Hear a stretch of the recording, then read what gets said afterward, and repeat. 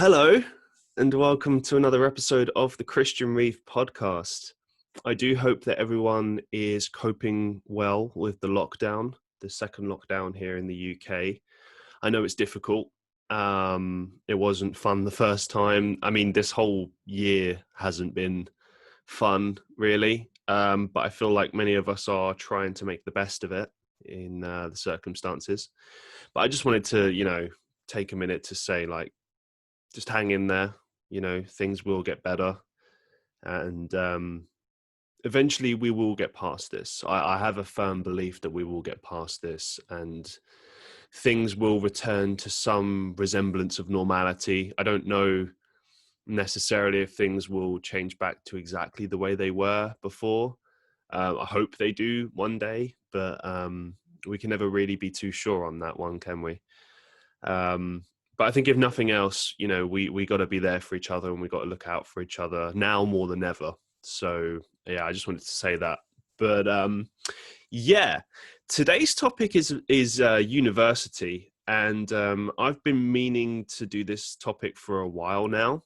And a little bit of backstory about this: I did actually record this episode already, and I hated it. I thought it was trash. And it's not the first time that I've ever done this with a project that I've done. I mean, I've recorded an entire Let's Play series before and then deleted them. I've recorded like several videos that ranged anywhere from like 7 minutes up to 30 minutes or more, and deleted them. As you guys know, I really value quality and putting the work in and making sure that things are the best that they can be.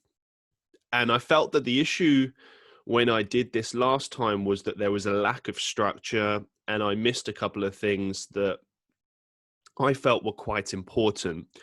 Now, I haven't got like loads and loads and loads of points here. It will be a sort of a Cliff Notes version where I kind of get to the things that I feel are most important.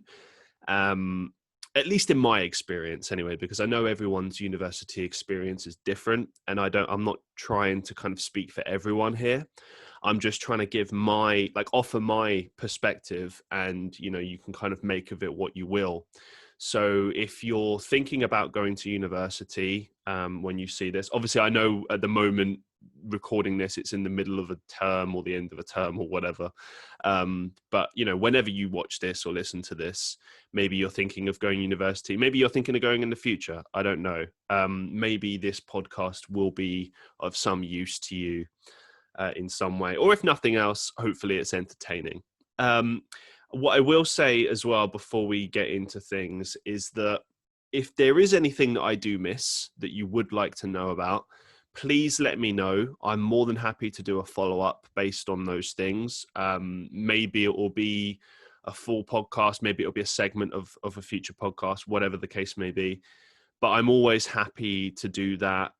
Your input is very important to me. So, if you do have any questions, anything you want to know, let me know, and it will be included. So, yeah. Let's get straight into things. I want to start or begin with my journey to university. Now, I finished school at 18. Now, for those who don't live in the UK, basically we have high school from the ages of 11 to 16, and then between the ages of 16 to 18, we have a choice. So we can either go to what we call college for 2 years, which is not the same as university. It's basically just 2 years extra on top of high school, where you have a higher level of qualifications. It kind of sits somewhere in between a high school education and a university qualification. It's like somewhere in the middle. We call them A levels in the United Kingdom. But you don't have to do A levels. You can also choose to do vocational qualifications. So maybe you want to get into like the catering industry, or you want to do like hairdressing, or maybe you want to become an electrician or a plumber, or whatever you want to do. You can also do those things. But in the last decade, I believe, it's now become the law that you have to do this extra qualification past 16, because it used to be that once you finished school at 16, you could do whatever you wanted, but now you have to do an additional qualification. I think that's important. I think it's necessary. I think that, at the end of the day, you need something, like everyone has different career paths, different things that they want to do. Obviously, university is not for everyone, and not everyone wants to go to university. I know that when I was considering my options at 18, I didn't want to go to university. I had various reasons for that, and I'll get into that. But I did kind of feel at the time like there must be other options. And I grew up in London, and at the time, it kind of seemed like there weren't. I was very naive, and the job market back then was pretty much like, if you didn't have a degree, you were screwed. Like all that was available to you was just like, supermarket work and stuff, which there's nothing wrong with that. There's nothing wrong with those jobs. I'm not shitting on them. I'm just saying that, if you want to have like a range of different possibilities, then I certainly think that university can open that up. But back then, there was just less opportunity. Now, you've got much, much more opportunity. You've got internships, apprenticeships, graduate schemes. I know obviously you need to do a degree to do that, but there are like equivalent schemes where you don't need a degree to do it. So there's a lot more options now. And I sometimes wonder about this, if there were the level of opportunities that exist now back then, maybe I never would have gone to university. So I will say, before we get into my journey to university, that if you are thinking of going to university, or you're kind of at a crossroads and you're not really sure what to do, just do your research. Look into what's out there, look into what interests you, and look at the kind of the path to doing that, because going to university might not necessarily be on that path. You know what I mean? Like I feel that university is a big commitment. It's 3 years or sometimes more. So, you've really got to take some time to think about if you want to commit your time to that, and obviously the money towards doing that as well. Because there are other options, there are other alternatives, and I sincerely wish that I had access to those opportunities when I was 18, because I really didn't know what to do. There was no one around me kind of saying like, hey, have you considered this? Have you considered that? My mum was very she didn't push me at all, but she was kind of the mind that I should probably go to university. But when I said I wasn't interested, she was obviously fine with that. But I kind of felt like I needed a kick up the arse, from someone, and no one around me was really doing that. And it's not up to anyone to do that. It's no one's responsibility. But back then, if you can picture this kind of 18-year-old that was just clueless and had no idea what he wanted to do, that was me. These days I'm much more driven. I know exactly what I want from life. I know what I'm doing. I know where I'm going.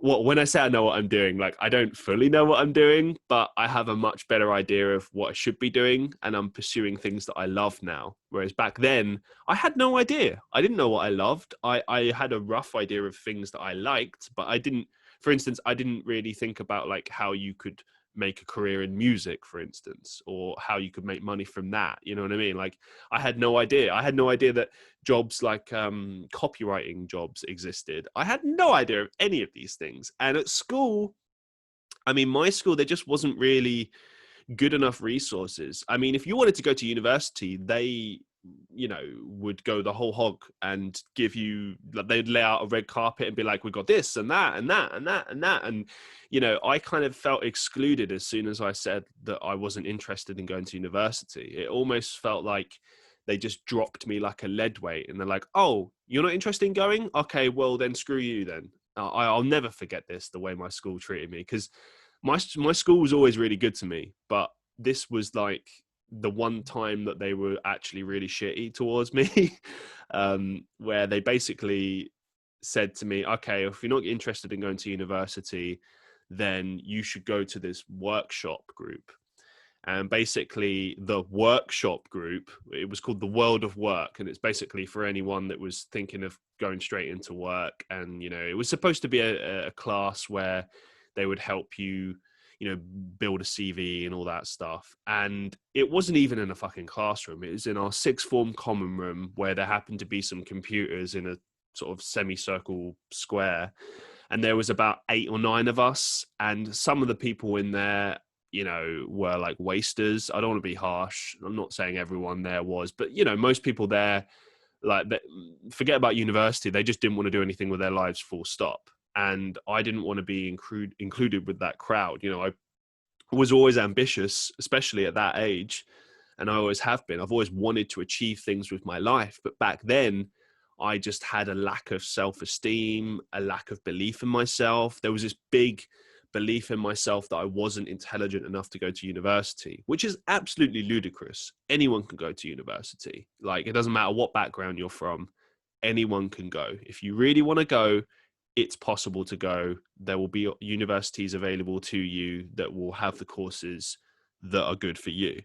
Okay, so don't ever believe that. If anyone ever tells you you're not good enough, or you're not intelligent enough, or if you just believe that yourself, then that's nonsense. Stop believing that. I wish I'd had someone tell me that, because at that age, I just had no belief in myself whatsoever. I kind of thought, I basically closed the road off to myself, which sounds really stupid.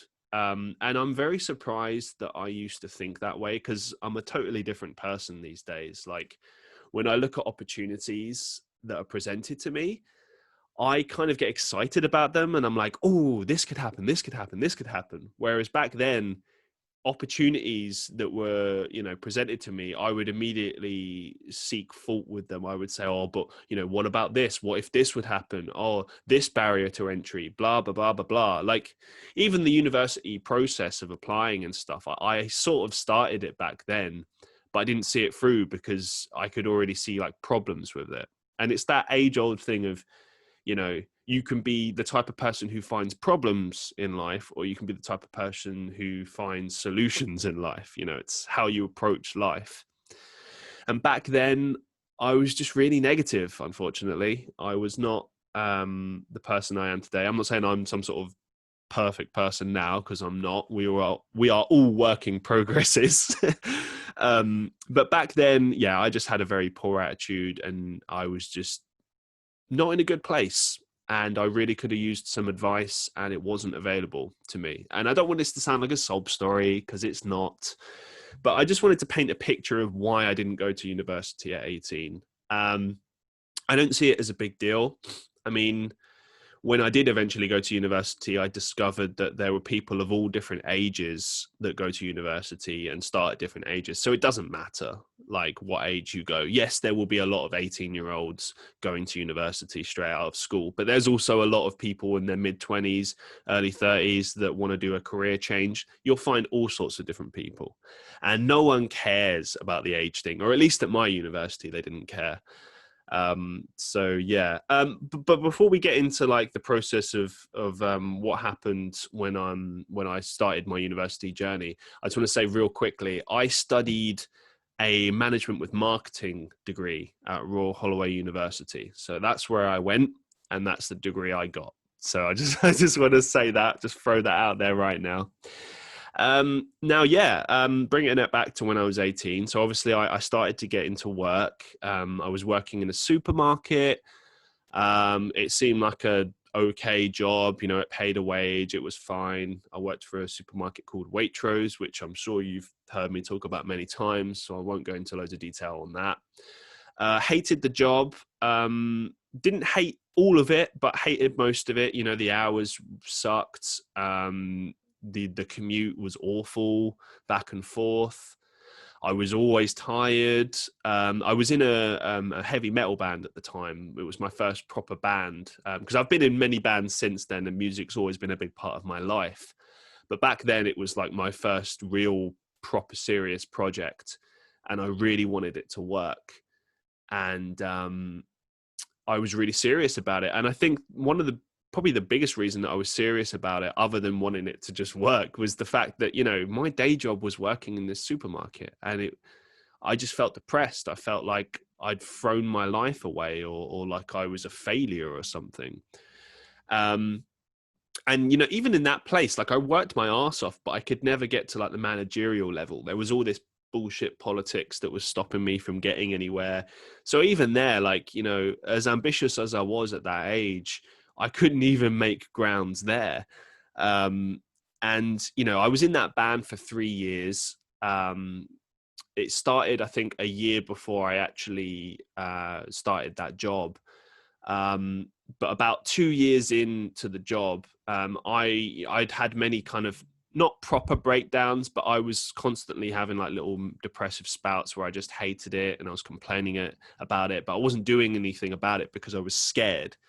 I was scared that I was trapped in this job and there was no way of me getting out of it.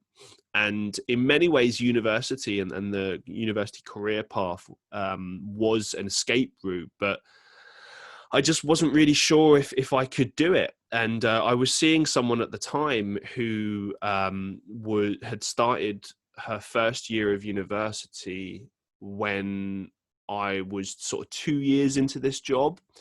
So I was seeing her start her university journey, obviously a bit later, but she was still doing it. So I had this kind of envy of her, and I felt even more pressure and a sense of depression on myself because even my ex-partner was going to university. Seemingly everyone was going to university.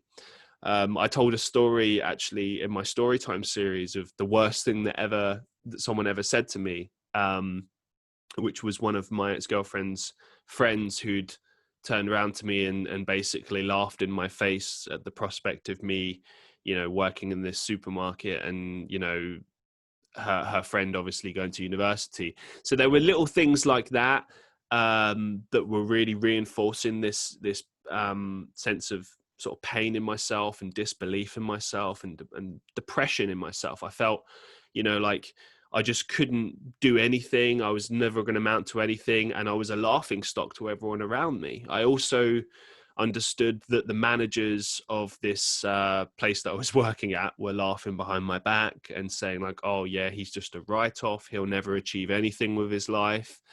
So you can see like how everyone was kind of shooting at me in all cylinders. And I don't want to make it sound like I was some really important person, because I wasn't. But sometimes people are like that. Sometimes, people are out to get you or are laughing at you or are not acting in your best interests. And I had very few people around me that were actually speaking some truth.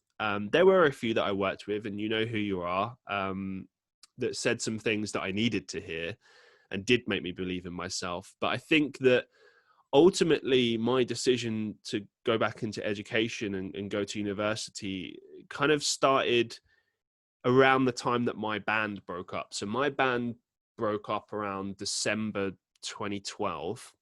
Like I said, so I was 2 years into this job. So I was entering that third year. I was still doing music. I was in another metal band for 2 or 3 months after that. And then I started doing some solo acoustic stuff as well. So I was always doing stuff. And I was always trying to kind of think about that. Like, as long as I keep busy, it doesn't matter what I do with my day job, because everyone has a day job. Everyone starts out with nothing and then eventually they quit their day job. It's where the whole, saying comes from, don't quit your day job. Well, some people do get to quit their day job and do what they love, and they have to go through 10 tons of shit to get to where they want to get to, but ultimately they get to where they want to get to. But I think the issue for me was when that second band ended, and like, I think because I was booted out of that band for some reason, I can't remember what it was. And then my solo acoustic shows were just not resonating. I didn't feel very good about them. And I was just at another crossroads. I was like, what am I doing?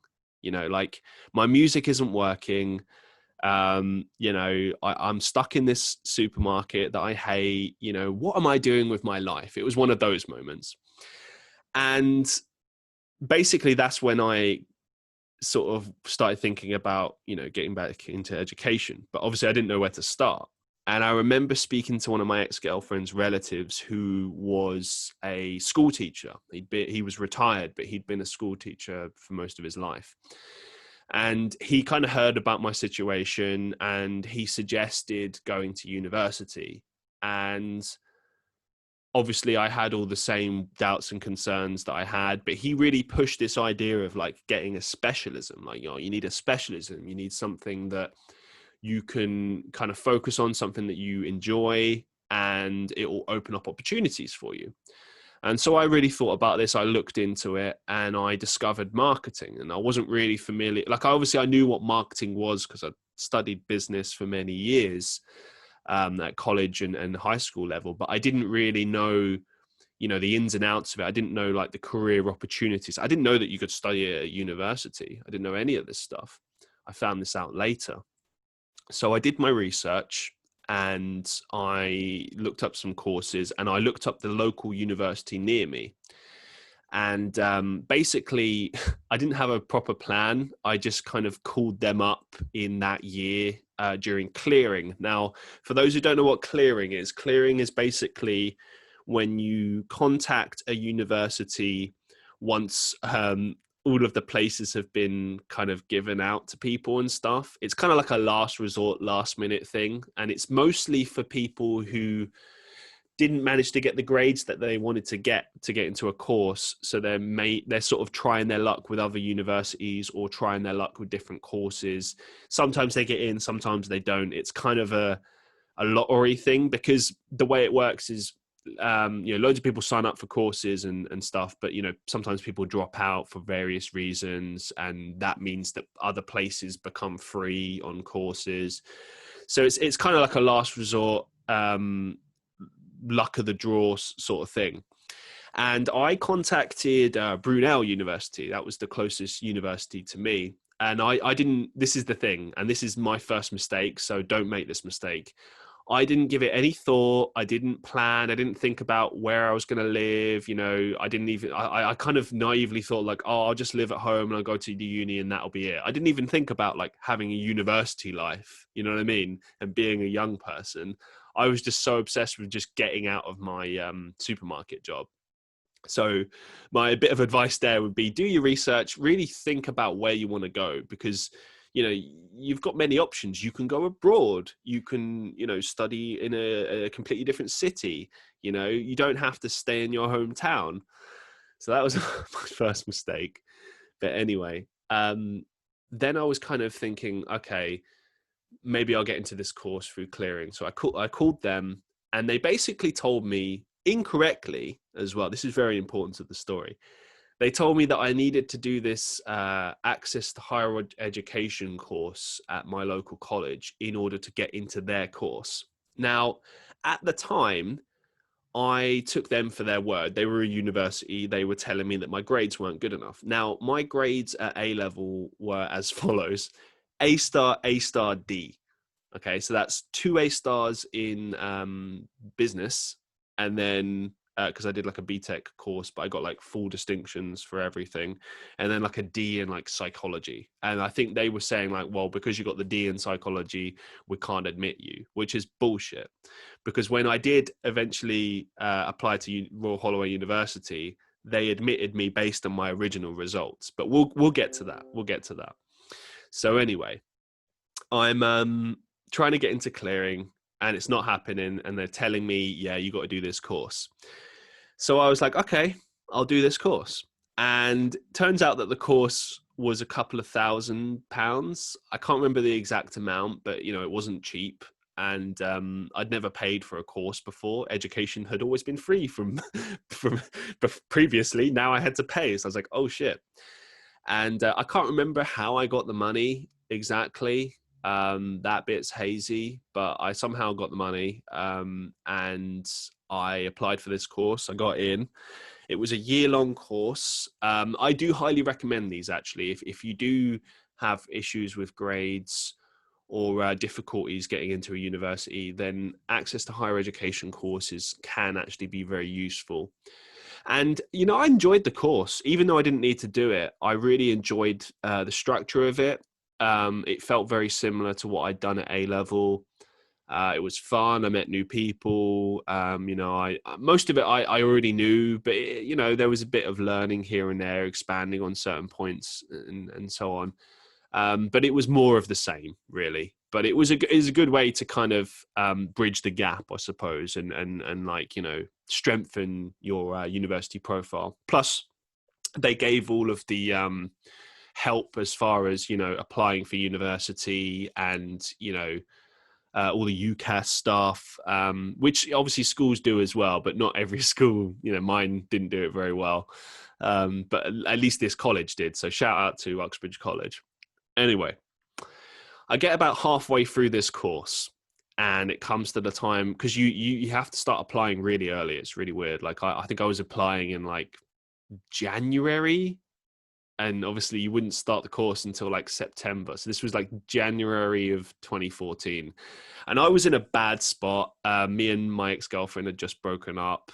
So I was depressed beyond belief.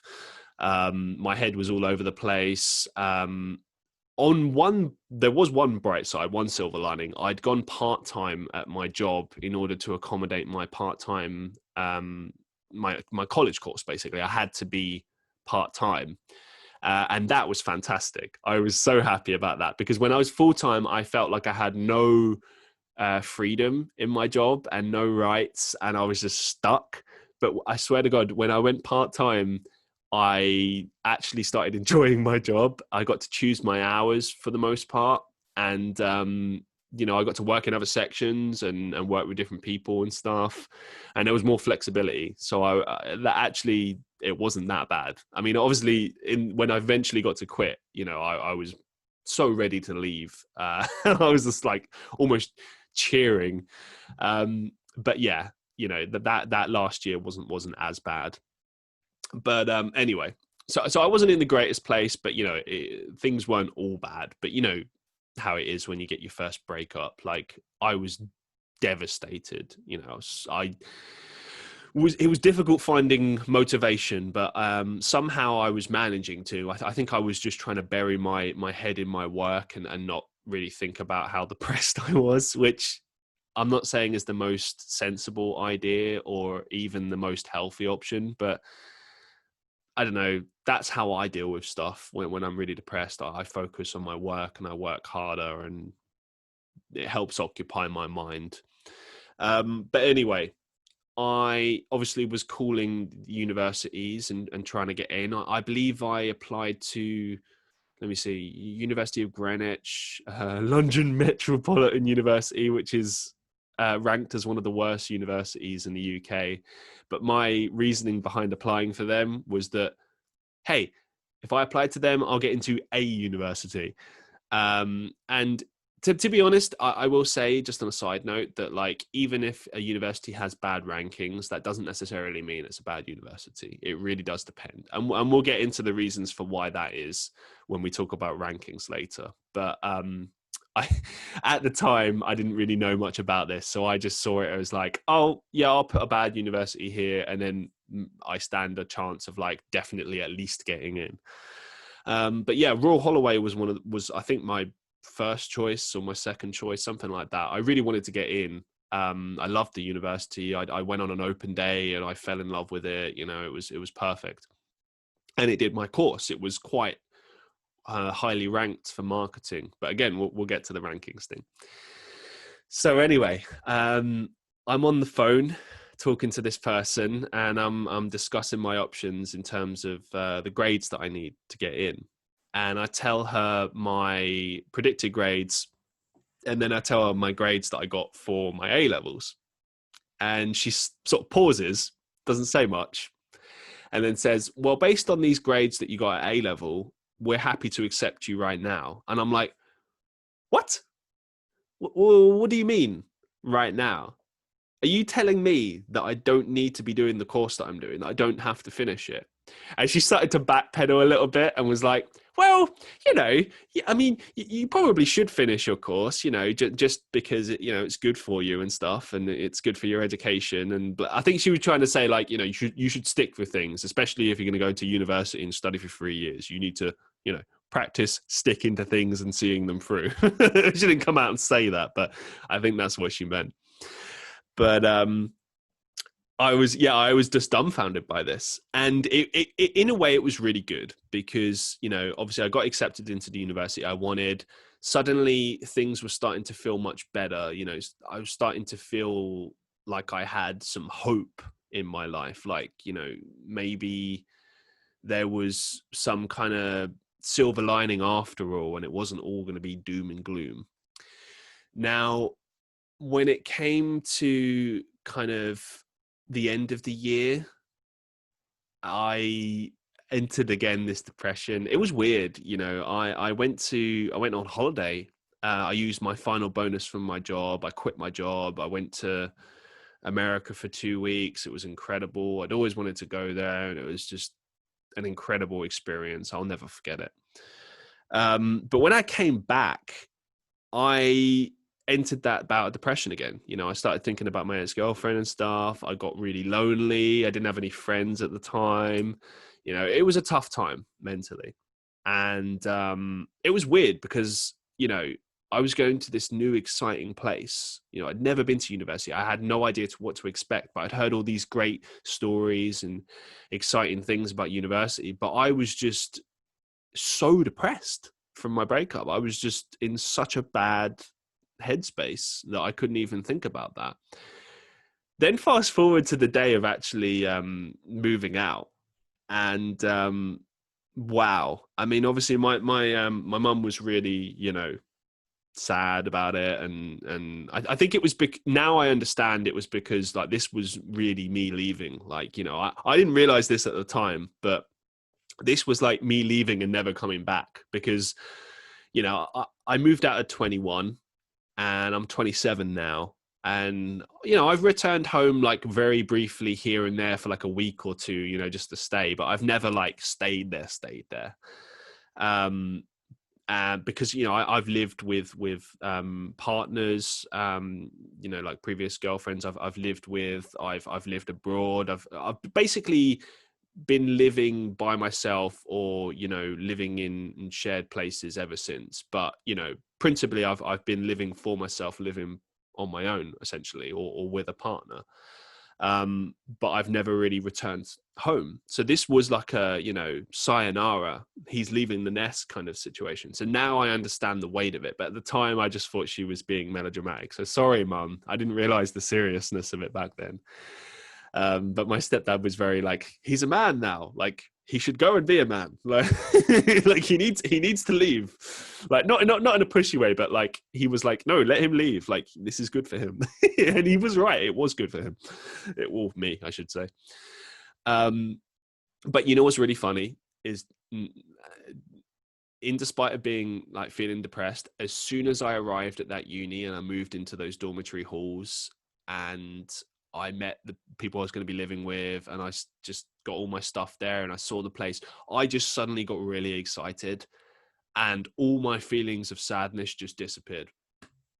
I just got over it like really well. And obviously like the next year, you know, I was still battling with it like a tiny bit, but it was right at the back of my mind because university had taken over my life. So I think if nothing else, a good lesson here is if you ever want to get over heartbreak or something, you know, depressive time in your life, then it's very good to consider starting something new, starting something like a big commitment that will take a lot of your time and effort and mindset, because it will keep you busy and it will give you like a new lease of life. And I think that's what I needed in my life, was a new lease of life, a new kind of opportunity, a chance to start something new, and a chance to get confidence, to gain confidence. Because it sucks when you get broken up with. I mean, you lose a lot of confidence in yourself. You blame yourself. I know I did. And you know, I felt like I was a failure. You know, and it wasn't just the relationship thing. You know, I felt like I was a failure with that job. I was never able to become a manager, or, you know, after being there for like 3 years. So there are all these like failures in my life. But getting into university was a success. I was like, okay, this is the beginning of something new. I'm building successes now. I'm building steps towards a different kind of life.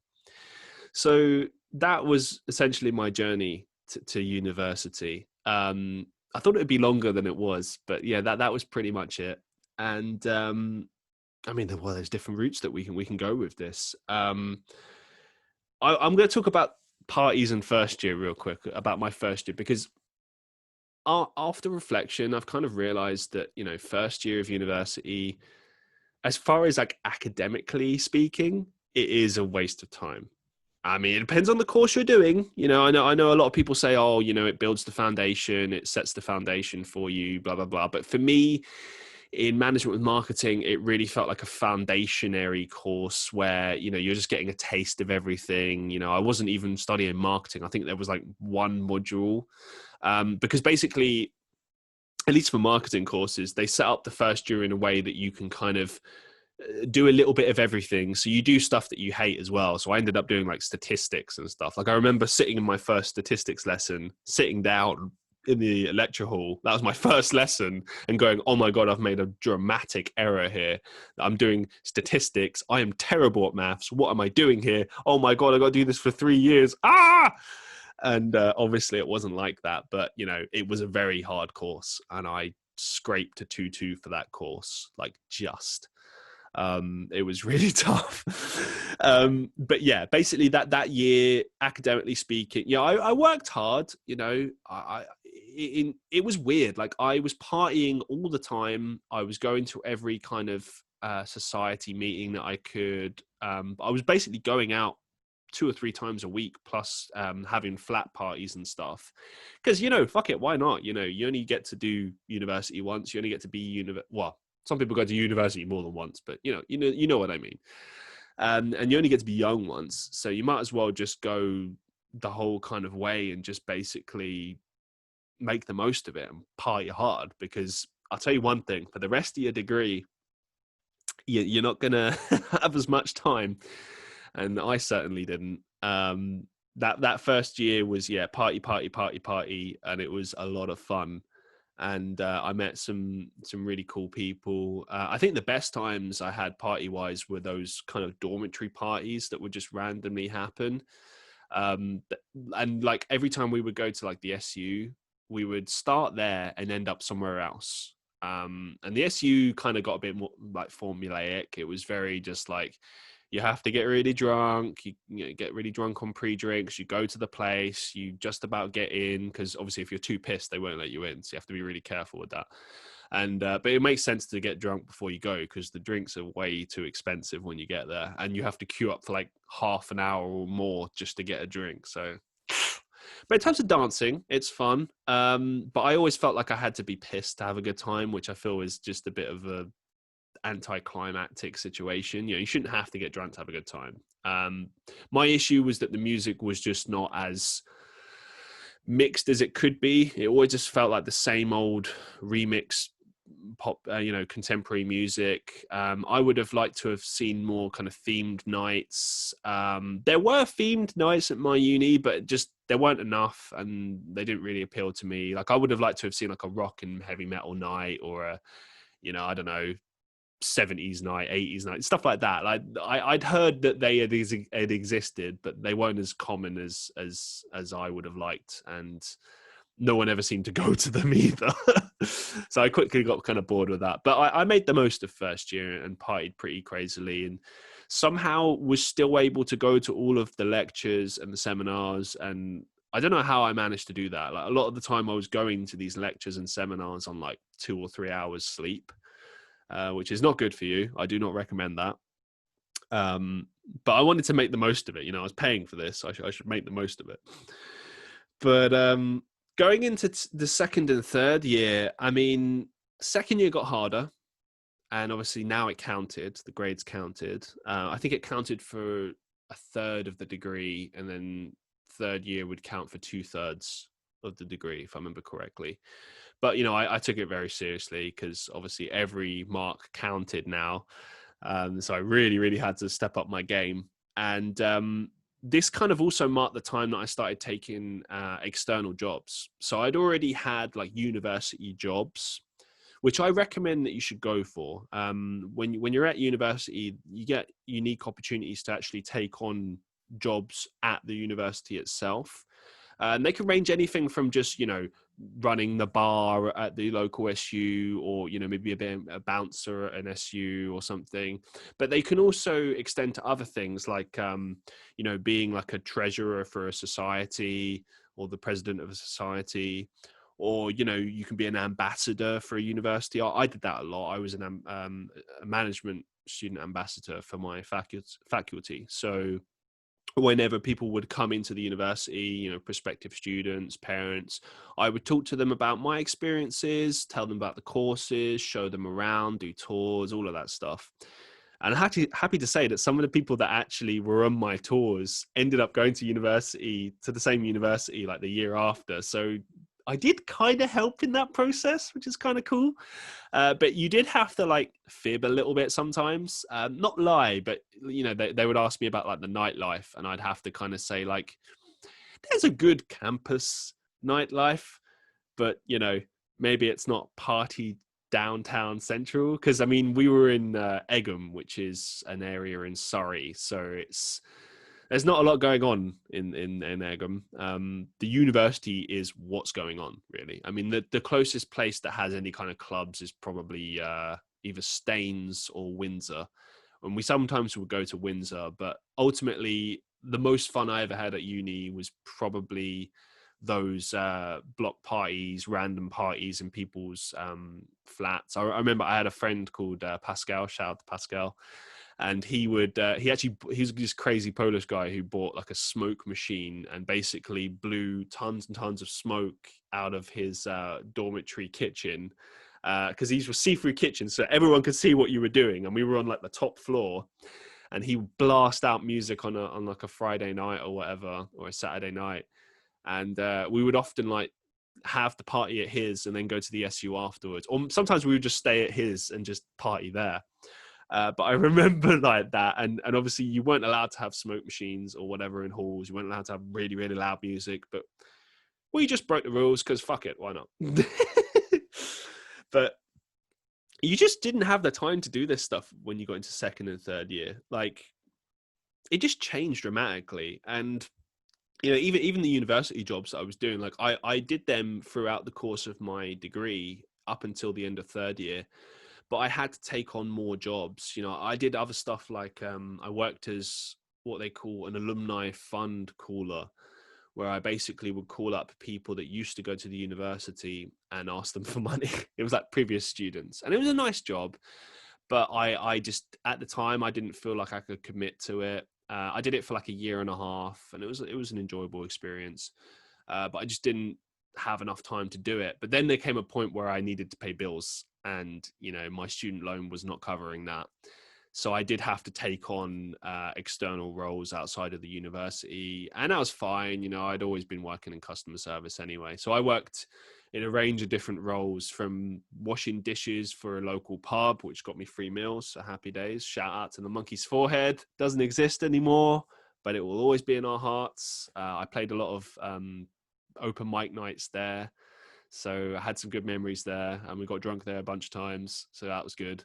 But my biggest memory will always be the breakfasts that you could get there, and I got some free breakfasts, so that was awesome. And free food. Oh, it was so good. It was so good. But anyway, I did that for like 3 or 4 months, and then I think I worked for TK Maxx. It's the English version of TJ Maxx or TJI Maxx, whatever it is in America. I worked there for the run up for Christmas, but I quit before Christmas. So it was basically, I was a Christmas temp that didn't work Christmas. I don't know how that works. I sort of worked October, November, and thought, fuck this job.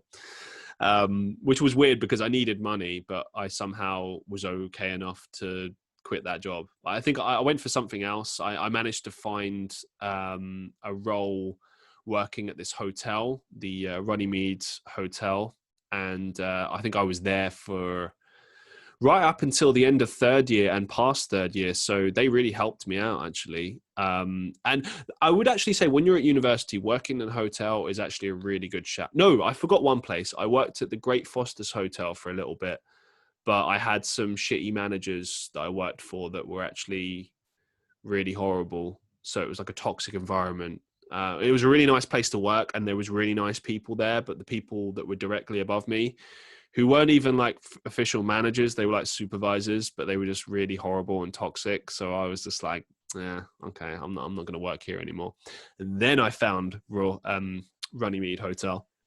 So I worked there, and that was a great place. We did all sorts of stuff. I got to work there as a bartender for a year. That was awesome. I got to do a la carte, a buffet, like conferences, like the silver surface,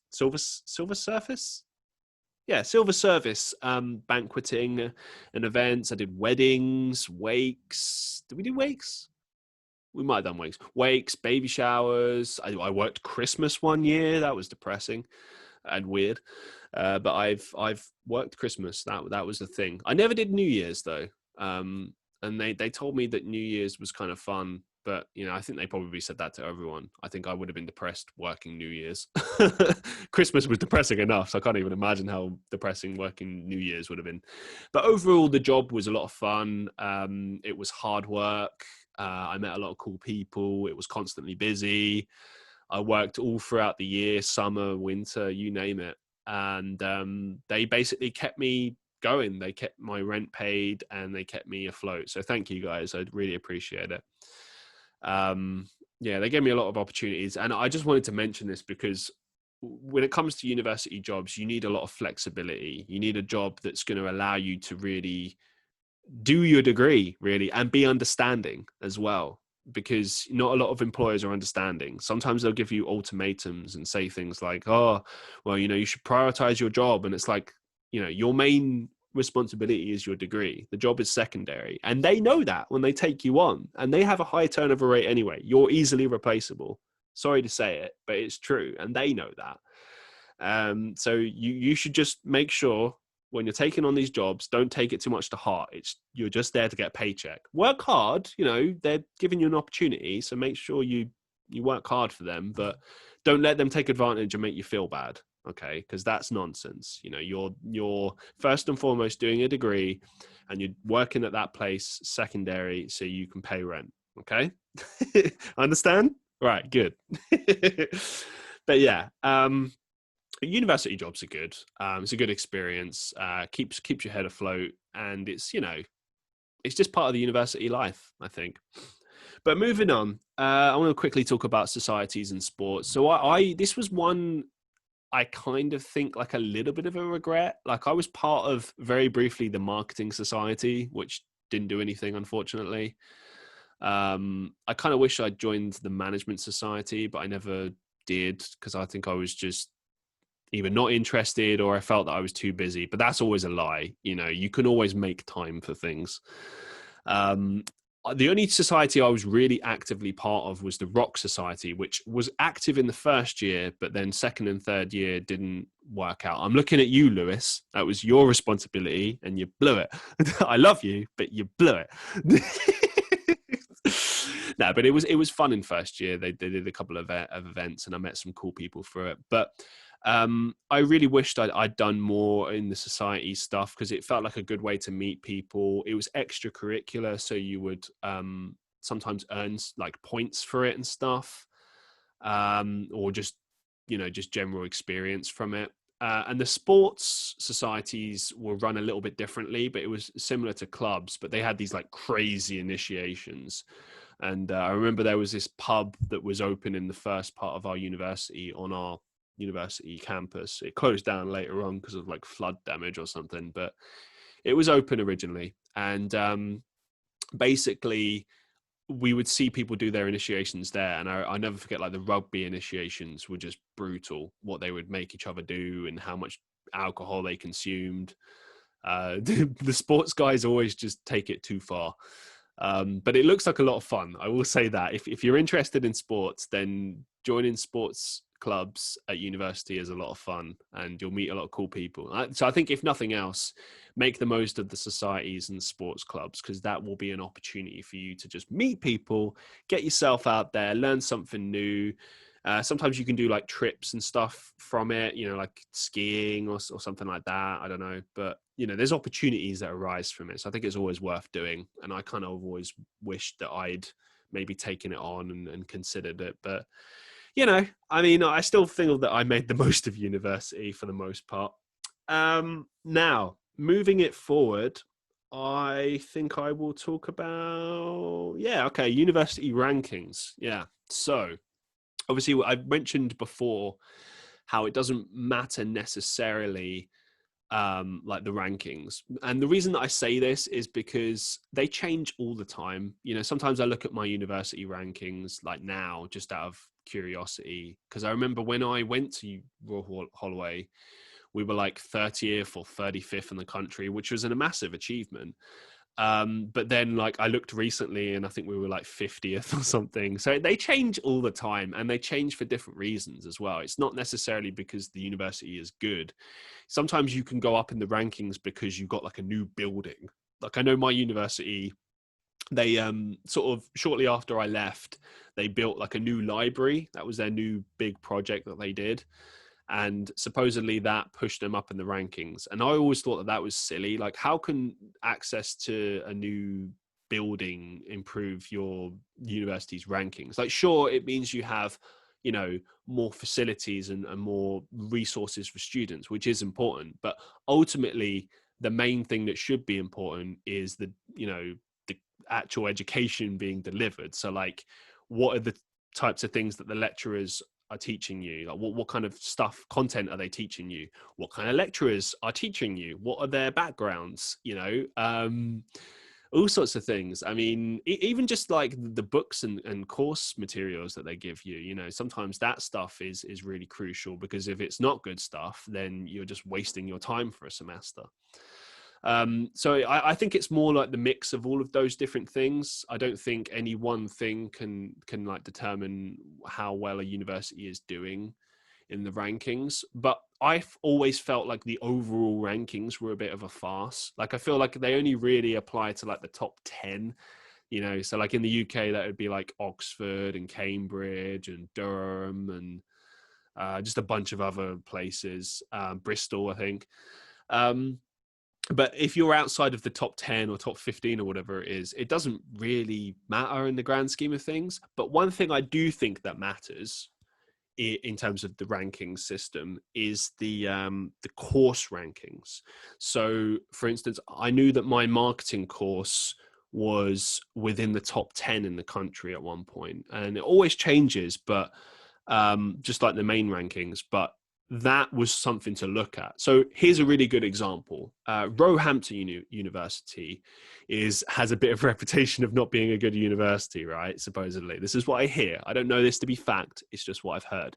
However, when it comes to teaching, so if you want to become a teacher in the UK and you want to study to do that, then Roehampton is actually one of the best universities to go to for that.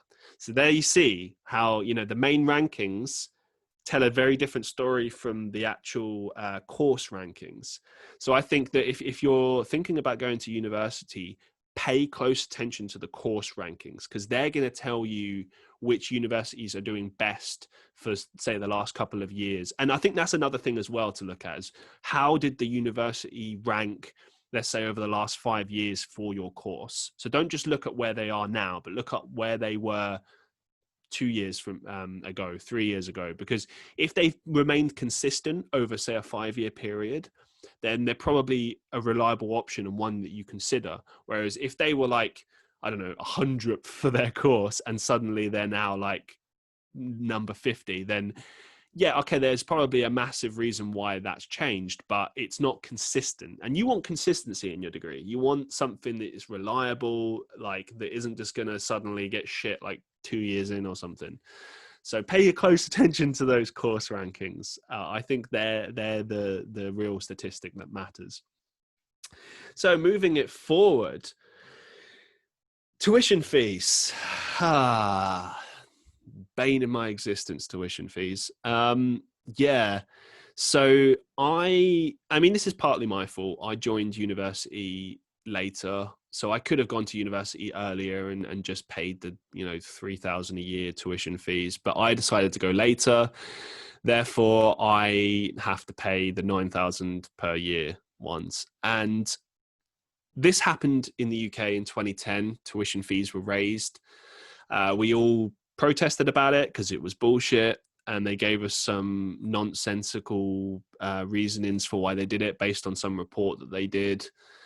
And it was all bollocks. I mean, you know, it's one thing to charge people for an education, but to charge that much amount of money is just ludicrous. And I later found out that, you know, universities don't actually have to charge that amount. They don't even have to charge the full extent of the amount. They just choose to. Like basically the government said, hey, you can charge up to this amount. And they all basically said, yeah, okay, let's charge the maximum amount. There are like a few notable exceptions around the UK that charge less, but generally those ones that choose to, you know, charge less are doing so for a reason. They're not as good universities, unfortunately. So while their intentions might be, you know, their heart might be in the right place, they might be trying to be doing something good, unfortunately in the long run they're not as valuable, they're not as good universities to go to, which sucks, but hey ho. So yeah, we were really pissed about this when this happened. You know, it's one of the final nails in the coffin in terms of the oh god, what are they called? The Liberal Democrat Party, which is the third party in the UK, which at times has had a bit of a buzz here and there, but now is pretty much dead. But in 2010, we entered a coalition situation in our government. So it was a coalition between the Conservative Party and the Liberal Democrat Party. Now, the Liberal Democrats were becoming beloved, especially by young people in the UK. Because they were really speaking to what we believed in, and they were offering a genuine alternative. And we were like sick of Labour, we were sick of Tory. Not speaking for everyone here, but people wanted a different option. People wanted something new, and this was something new. But they explicitly said in their campaign promises that they would not raise tuition fees.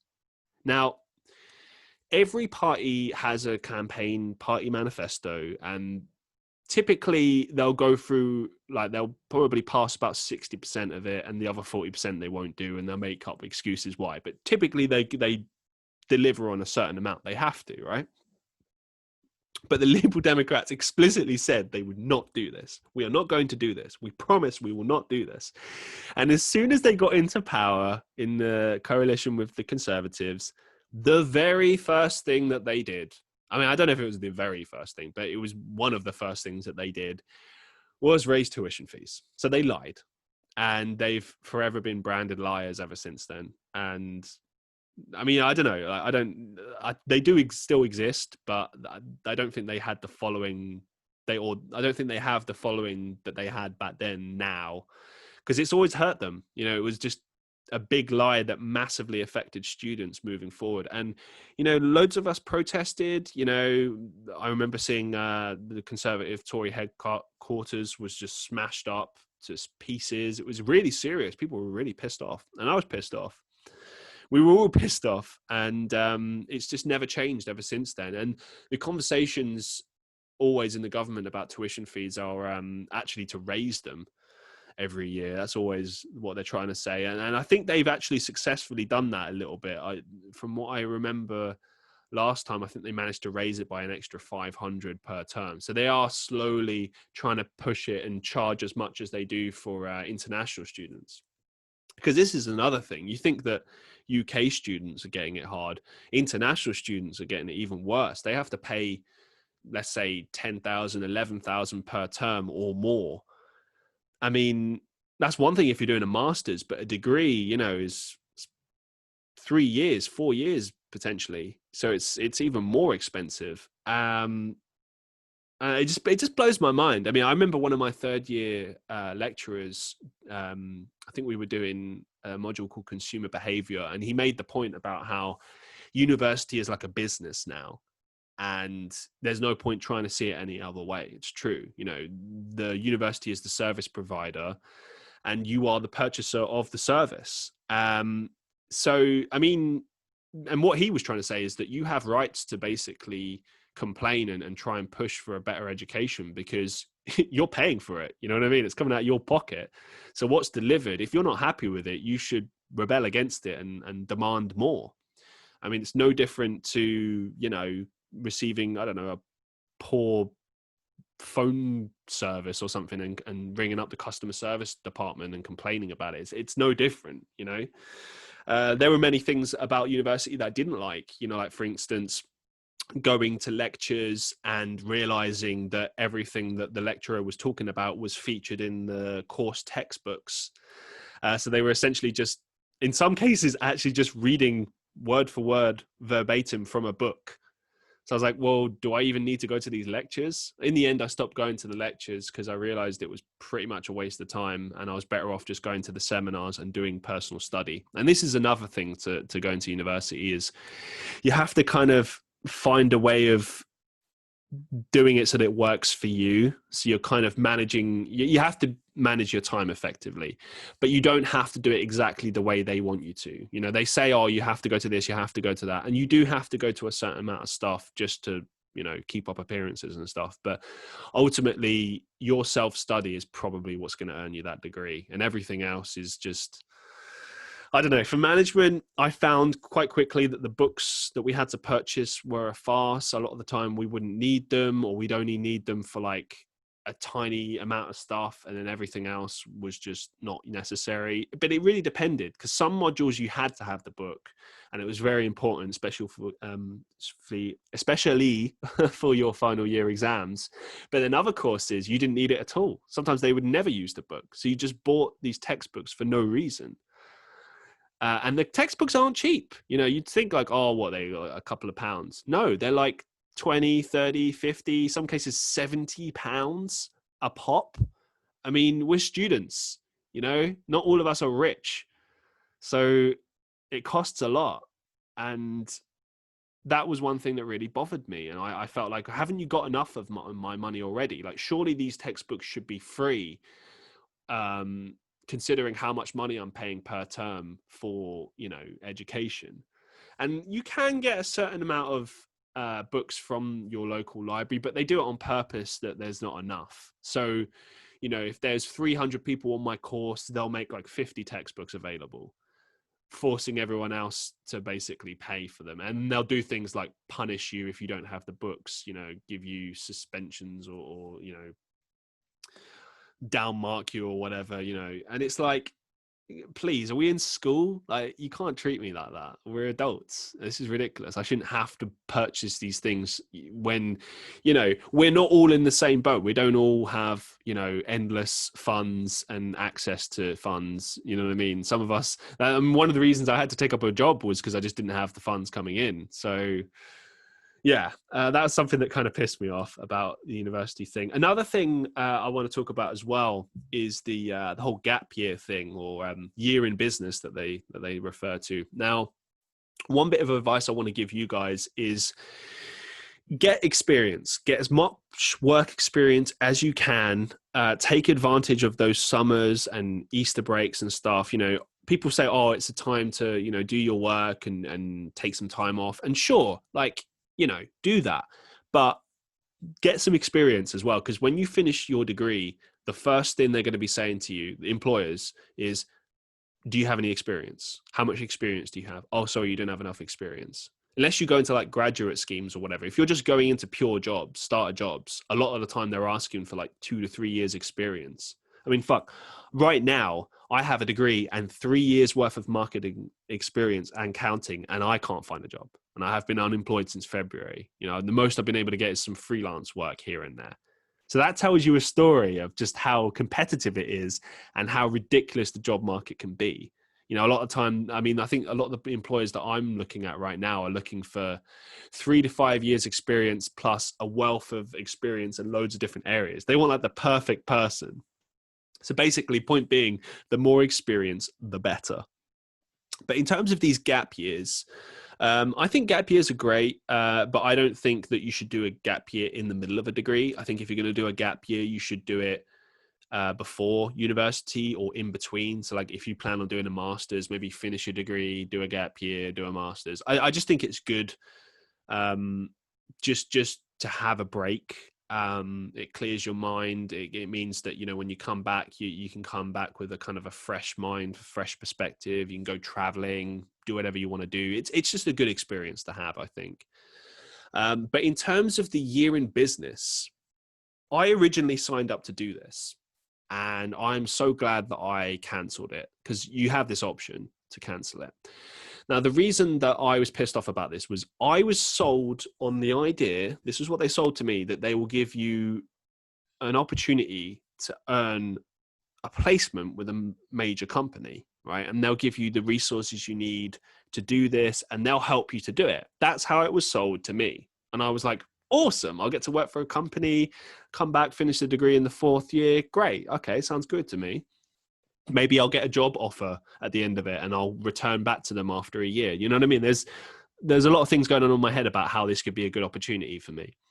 But I remember going to the workshop for this particular thing. And basically the idea was that you would go there weekly and do the necessary steps to like fill out application forms, contact employers, blah, blah, blah. And the university would seemingly help you through this process. But the very first thing that they said in this little meeting was, you basically have to do pretty much 100% of the work. This is entirely your responsibility. If you fail to get the placement, then you will revert back to a standard degree without the year in business. Basically, we act as your sponsor and nothing more. So basically, roughly translated, is they're saying you have to do all the work, and the most that they'll give you is, a list of various companies that, they have some good relations with that you can apply for. But you've got to do all of that stuff yourself, and they don't do, pardon my language, jack shit to help you. Now, I can't speak for all other universities. Maybe they have better systems. I'm just talking about my experience. But at Royal Holloway, that was not good enough to me. You know what I mean? Being presented with that, I was like, what is this? Do you know what I mean? I came here hoping to get like an actual opportunity, and, you've essentially just said that you're not going to do anything, which is pointless. I'm paying all this money for nothing. Now, I want to get into this a bit further. Like, if that wasn't bad enough, when they broke down how the actual year would sort of progress, they said that you would get charged tuition fees for that year. And I was like, hang about. Basically, they said it would be reduced. So you wouldn't pay the full term, but you would still pay additional tuition fees. And I was like, but you're not receiving any education. The only bit of education related happenings that occur in that year was apparently, or at least on the course that I did, was that you would do a little essay on your time at the university, like a pet project. It was like doing work experience when you're at school and you have to do a little, like, I don't know, essay about your time at your work experience and what that was like. But we're at university level. What the fuck? What do you mean I have to do like a little essay about this time? And that's fine. Okay, fine. You got to justify the work, and and apparently there's a thing where you have to have your, a representative from your university basically come and inspect you like twice throughout the placement and see how you're doing. So it is pretty much exactly the same as work experience at school. But anyway, I learned that you had to pay tuition fees for this year, and they were subsidized. But I think my university was saying that you had to pay like 5,000 as opposed to 9,000. And I was like, hang on, I'm just giving you money for nothing. You're not doing anything. You're not giving me access to anything. Like, you've told me that you're not going to help me get this course, this placement at all. You told me you're going to do nothing, and you're going to take my money as well on top of it to add insult to injury. Screw that. I'd be a fool if I would take that on. Now, no offense to the people that took it on. I know some people that did very well with those placements, but I still feel like it's a con, personally. I don't believe in that. I think that that's really shitty to do that. But that's just my experience of that. I chose to back out of it. And, in the end, I was able to get roles. But look, I mean, I had to move to another country in order to find work. What does that tell you? It tells you that there's an oversaturated job market in the UK. And, even if you do get a good degree and you do have a little bit of experience, ultimately, it's not going to be good enough. You have to have like the best in everything. For instance, I got 2-1. I should have got a first. You know what I mean? But there's people that I know that have firsts that can't even find degrees. Can't find work right? And I mean, even after all this time, you know, having a degree, having 3 years worth of experience, working for companies from around the world, you know, working for clients from around the world with my freelance stuff, it still doesn't mean anything because I still can't find a job. So ultimately, with going to university, it gives you like an opportunity, but it doesn't guarantee you anything. And I think that for me, you know, with wanting to get out of working in, you know, essentially customer service roles, I wanted to completely get away from that. And I have, but at the same time, it's like I'm still stuck in the same place I was before, in a manner of speaking. I'm still looking for work. I'm still looking for opportunities. I feel that all the degree really has done for me is get me like a foot in the door, you know, an opportunity to have, I guess, like interviews. Really, it's like an invitation to interviews. But after that, you've got to sell yourself at 100% with, you know, your experience and your knowledge and everything. And you know, this is another thing as well. I went to an academic university, so or research-based university. So what that means is that they're not really focused on finding you jobs or giving you knowledge that's applicable to like real life scenarios. They're more focused on pushing you down the academic route. So, you know, pushing you onto doing a master's and then a PhD and then going down that route, which is a perfectly viable route to go down. But I was interested in just getting into marketing and working in marketing. I didn't sort of want to do a master's right now. I wouldn't rule it completely out for the future, but you know, right now I'm just not interested in it, and I wasn't at the time. But it just felt like they were trying to peddle another thing onto me because they started trying to sell it to you in like second year of university. So it became quite clear to me, this is a business. They are trying to sell you things. You don't have to have this. It's just an option. And I go back to my previous point. Look at when you're looking at university and your options and what you want to do with your life, look at the steps that will get you to, you know, your end goal.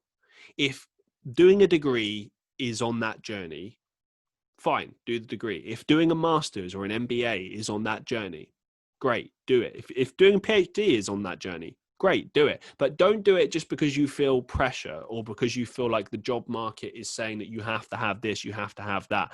Because I've since discovered there's many people out there that have done their own things, set up their own businesses, you know, found companies, like worked for small startup businesses, whatever the case may be, or even are just freelancing and have been, you know, immeasurably successful. And many of them don't even have degrees. So when it comes to my final point about is it worth going to university? Well, I really feel that it depends on your career path. You know, obviously, if you're looking to become a lawyer or a doctor, a surgeon, or you know, a specific career path like that, then absolutely a degree is essential. But if you're looking at careers like you know, media, the arts, business, music, I mean, you get access to resources that you might not have otherwise gotten access to. But don't forget, the internet has a wealth of information and knowledge and resources that you can get for free. If you really want to learn about stuff, you can teach stuff yourself. I mean, for example, I'm a self-taught musician. I never went to university to study music. I never, you know, did any courses. I'm not saying that, you know, courses aren't helpful, because they are, but I taught myself that just by looking at stuff on the internet, using what they call tabs and chords from online, looking at chord books, you know, just listening to songs and learning chords that way. Do you know what I mean? It's like you can teach things yourself. You can self-learn. You don't have to go to university or do a course in order to attain information and knowledge. Like sometimes you can do stuff for yourself for free. So it's something to consider. But in terms of answering this question with a yes or no answer, I think yes, it is worth going to university, but you have other options. It's not the be all end all. It's not your only option. There are other options. So take time, really think about what you want to do. Do your research, you know, like don't feel pressure from people around you or your parents or your immediate network to do university, or even the job market. You know what I mean? Because the job market changes all the time. Just because it exists in the way that it does right now, it will be totally different when you finish your degree in 3 years. That's the thing. When I, was thinking about going to university, the job market in London was like, you have to have a degree or nothing. Then fast forward 3 years later, and I start seeing all these apprenticeship schemes and internship schemes and all sorts of like entry level jobs where you don't need any experience to start.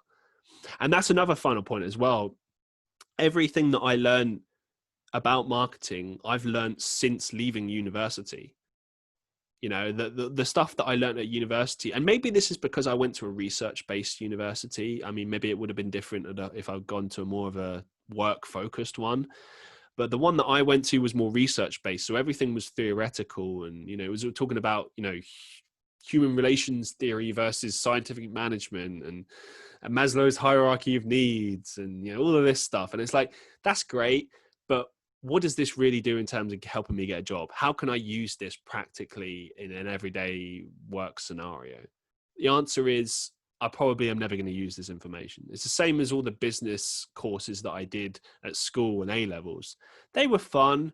They were interesting. I learned the basic terms, the basics that I needed, but ultimately they didn't really help me. They just kind of intrigued me and made me want to pursue business. But, that's just my experience. I've tried to make it as balanced as I can. Overall, I'm very happy with the experience of going to university. I think that it is an experience in of itself. There's many other things I didn't mention, the fact that, you meet people from all around the world. Obviously I met some amazing people that changed my life going to university. So I wouldn't take it back at all. I would absolutely do it all over again. But I just want to kind of stress to people that, you can still live a fulfilling life and do all sorts of things and not go to university. Like, you don't have to go.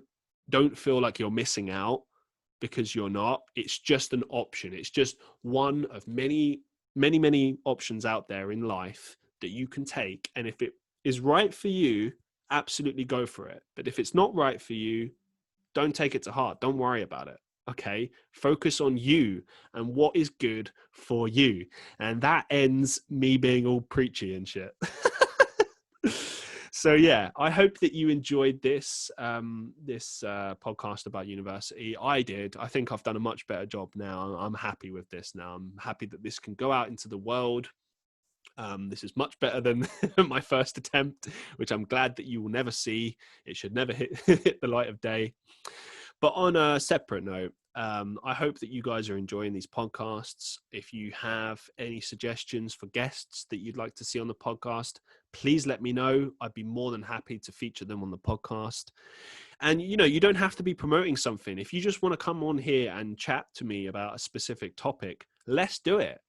I'm open. This podcast can go anywhere. I've said that in the beginning. It's just like my main channel. It's a variety deal. That's my thing. It's always been my MO, is to do a variety of different things. It's what I love to do, and it's what I love to give to my audience. So feel free to suggest things to me.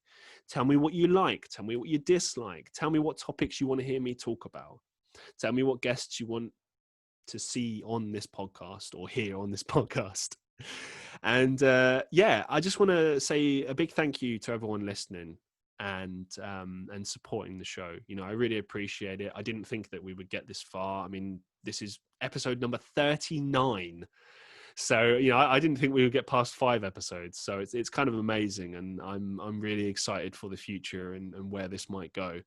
So, big thank you to everyone and all the best. I will see you in the next episode of the Christian Reeve podcast. Until then, peace out, one love. I'll see you soon.